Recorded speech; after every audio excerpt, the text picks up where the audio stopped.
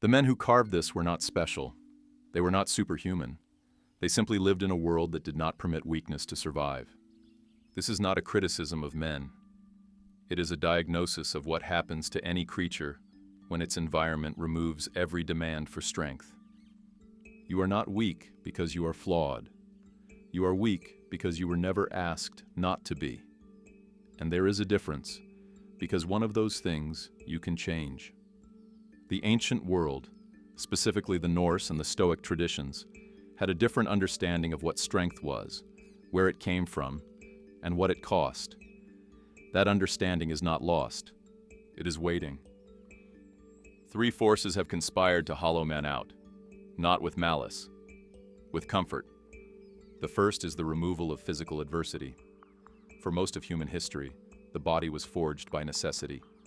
Cold, hunger, labor, distance. The man who survived was not the man who found the most comfort. He was the man who endured the most friction. The second is the collapse of rites of passage. Every ancient culture, Norse, Roman, Greek, Spartan, had a formal moment where a boy was told, "You are now responsible. You are now held to a different standard." Without that moment, men drift. They remain capable of boyhood, but uncertain of manhood. The third is the most insidious, the replacement of meaning with entertainment. The Stoics called this the greatest threat to the soul. The man who fills every silence with noise because he is afraid of what he would hear in the quiet. The ancient fix addresses all three, but it begins with something most men will refuse to do. The fix. Part 1. Voluntary hardship. Reintroduce friction, on purpose, before the world imposes it. Seneca wrote that we should practice poverty, discomfort, and hardship. Not because suffering is noble, but because the man who has already suffered cannot be threatened by the possibility of it. This is the Viking principle of hard fare, the hard journey. You choose a path with obstacles, not because easier paths do not exist, but because the obstacles are the point. Cold showers, fasting, heavy carrying, waking before comfort calls you.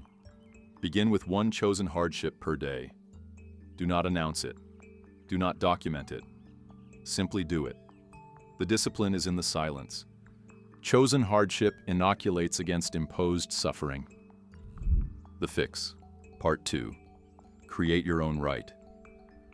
The moment society stopped giving men a threshold, men stopped knowing they had crossed one. You cannot wait for culture to hand you a rite of passage. You must construct one, and then hold yourself to what it demands. In Norse tradition, a man earned his seat at the table through demonstrated capability, physical, practical, moral. The test was real. The stakes were real. Define what it means to be a man by your own standards. Write it down. Then measure yourself against it every morning. This is not ego. This is the beginning of integrity. The alignment between who you say you are and how you actually live. Define the standard, then become accountable to it. The fix. Part 3. Reclaim silence. The most radical act available to a modern man is to sit alone in a room with no device and no noise.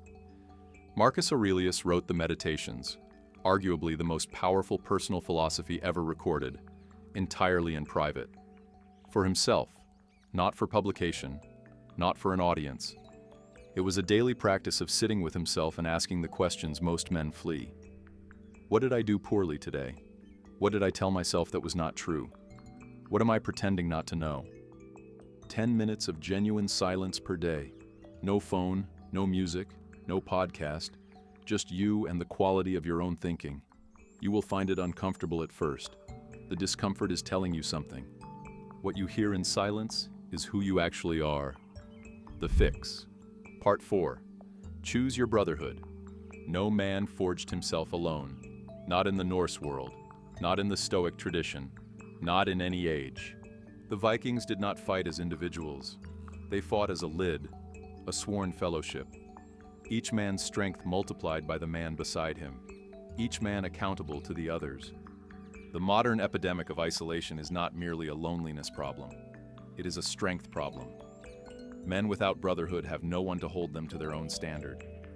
And without external accountability, Most standards quietly dissolve. Find 2 or 3 men who are building something, who you can be honest with, who will tell you when you are drifting.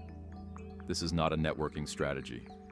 It is the oldest technology for forging strong men that has ever existed. Iron sharpens iron. This has always been true. The men who carved this were not special. They were shaped by what their world demanded of them. Your world demands very little. That is the problem, and the opportunity.